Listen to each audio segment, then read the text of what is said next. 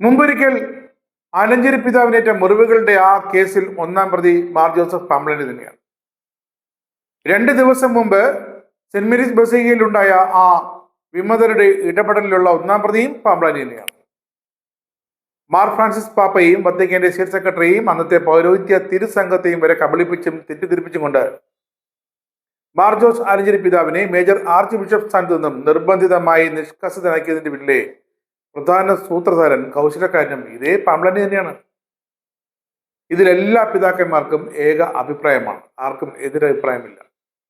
ഇതിന്റെ രേഖകളടക്കം ഇപ്പോൾ വത്തിക്കാനിലേക്ക് എത്തിയിട്ടുണ്ട്. പേപ്പൽ ഡെലിഗേറ്റായി വന്ന arch bishop Mar Cyril Vasil പിതാവിന്റെ വിജയകരമായ പ്രവർത്തനങ്ങളെ തുരങ്കം വെച്ചത്, സിറോ മലബാർ സഭയുടെ സ്വയ അധികാര അനുഭവത്തിന്റെ ഉമ്മാക്കി കാട്ടി മറ്റു മെത്രാന്മാരെ ഭയപ്പെടുത്തിയത്, ഇതൊക്കെ ഇതിന്റെയൊക്കെ ബുദ്ധികേന്ദ്രം പാമ്പ്ലാനി തന്നെയെന്ന് ഏവർക്കും അറിയാം. Major archbishop Mar Raphael തട്ടിലിന്റെ വികാരിയായി എറണാകുളത്തേക്ക് കണ്ണൂരിൽ നിന്നും എടുത്തുകൊണ്ടുവന്നതാണ്, വിമതർ കൊണ്ടുവന്നതാണ് ഈ പാമ്പ്ലാനിയെ.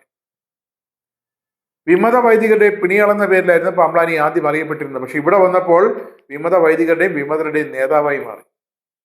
സഭാ നിയമങ്ങളെല്ലാം പുച്ഛഭാവം, തന്നിഷ്ടം തന്നെയാണ് ദൈവിഷ്ടമെന്ന വിധി, അഹംഭാവം, പിന്നെ താൻ കണ്ണൂർക്കാരൻ എന്നുള്ള മറ്റൊരു അടുത്ത അഹംഭാവം, അങ്ങനെ പല തീരുമാനങ്ങളും അപക്വം.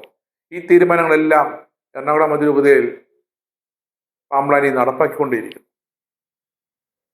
അതുകൊണ്ട് തന്നെയാണ് ഫാദർ ജിമ്മി പുച്ചക്കാട്ടിലിന്റെയും ഫാദർ തോമസ് വൈക്കത്ത് പറമ്പിലിന്റെയും പാമ്പ്ലാനി അനുകൂല പുലമ്പലുകൾക്ക് പിന്നിലെ ശക്തി, കരുത്ത്, ആശീർവാദം, പിന്തുണ ഇതൊക്കെ പാമ്പ്ലാനി തന്നെയാണ്. കഴിഞ്ഞ ദിവസം എറണാകുളം സെന്റ് മേരീസ് കത്തീഡ്രൽ ബസലിക്കയിൽ നടന്ന എന്താണ്? ആ സംഭവങ്ങളുടെ എല്ലാം പൂർണ്ണ ഉത്തരവാദി, ആ കേസിൽ ഒന്നാം പ്രതി ഇതേ ആർച്ച് ബിഷപ്പ് മാർ പാമ്പ്ലാനി തന്നെയാണ്, ഒരു സംശയവുമില്ല.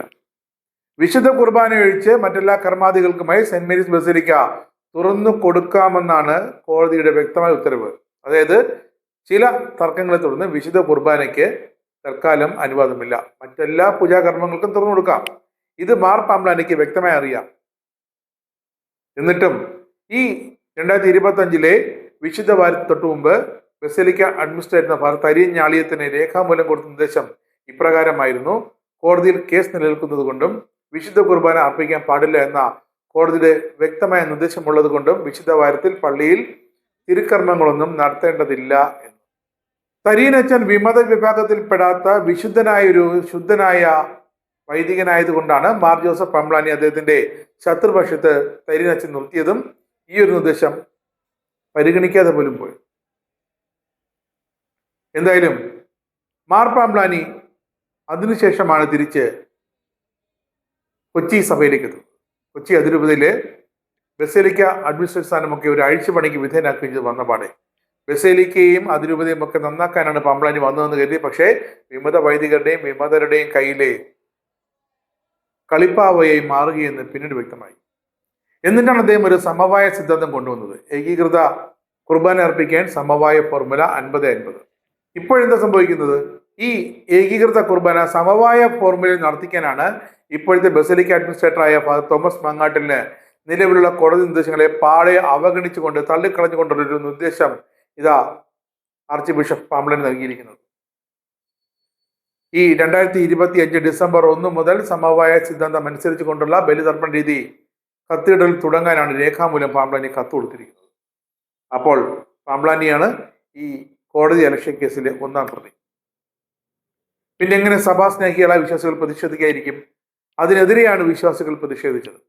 പ്രാർത്ഥനാ നിർഭരമായ പ്രതിഷേധത്തിന്റെ അഗ്നിജ്വാലകളിൽ നിന്നും ഉള്ള ആ നെടുവീർപ്പുകളാണ് അന്ന് രാത്രി ഉയർന്നു പൊങ്ങിയ ബസലിക്കയിൽ നിന്ന്. അതുകൊണ്ട് തന്നെയാണ് കഴിഞ്ഞ ദിവസം കൃത്യമായി പറഞ്ഞാൽ പരിശുദ്ധ സിംഹാസനത്തിൽ ചോദിച്ചറിയേണ്ട ചില കണക്കുകൾ കാട്ടി നേരിട്ട് കണ്ട് അറിഞ്ഞു ബോധ്യപ്പെടാനായിട്ട് major archbishop Mar Raphael തട്ടിലിനെയും ആർച്ച് ബിഷപ്പ് മാർ പാമ്പ്ലാനിയെയും വത്തിക്കാനിലേക്ക് വിളിച്ചു വരുത്തിയത്. ഇവർ യാത്രയാകുന്നതിന്റെ തലേ ദിവസമാണ് സെന്റ് മേരീസ് ബസലിക്കയിലേക്ക് വിമതർ ഈ കോടതി ഉത്തരവ് ലംഘിച്ചുകൊണ്ടുള്ള വിശുദ്ധ ബലി അർപ്പണത്തിനെത്തിയത്. ഇതാണ് വിശ്വാസികൾ കണ്ട് തിരിച്ചറിഞ്ഞതും അവർ തടഞ്ഞതും.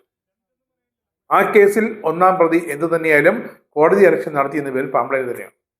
ഇനിയെങ്കിലും വിശ്വാസികളോട് പാമ്പ്ലാനി പറയേണ്ടത് താൻ കണ്ണൂരുകാരനല്ല, എന്നാൽ വിശ്വാസി ഒരു ആർച്ച് ബിഷപ്പാണെന്നും കണ്ണൂരുകാരൻ എന്നതിലുപരി സഭയ്ക്ക് സീറോ മലബാർ സഭയ്ക്ക് വേണ്ടിയുള്ളൊരു വിശ്വാസീയ ആർച്ച് ബിഷപ്പ് തന്നെയാണ് താനെന്നും അങ്ങനെ വന്നാൽ സഭാ നിയമങ്ങളും സഭാ അനുസരണങ്ങളും ഒക്കെ പാലിച്ചുകൊണ്ട് മുന്നോട്ട് പോകാമെന്നുമാണ്. പക്ഷേ ഇവിടെ കോടതി തെറ്റിദ്ധരിപ്പിച്ച് വിമത വിശ്വാസികൾക്ക് വേണ്ടി വിമതർക്ക് വേണ്ടി ഇത്തരമൊരു ഡിസംബർ 1 മുതൽ വിശുദ്ധ വാരത്തോടനുബന്ധിച്ച് ഇത്തരമൊരു വിശുദ്ധ കർമ്മം കോടതിയുടെ ഒരു കേസിന്മേൽ കോടതിയുടെ വിലക്ക് നിലനിൽക്കെ എങ്ങനെ മാർ പാമ്പ്ലാനിക്ക് ആ ഉത്തരവ് നൽകാനായി എന്നതാണ് വിശ്വാസികൾ ചോദിക്കുന്നത്.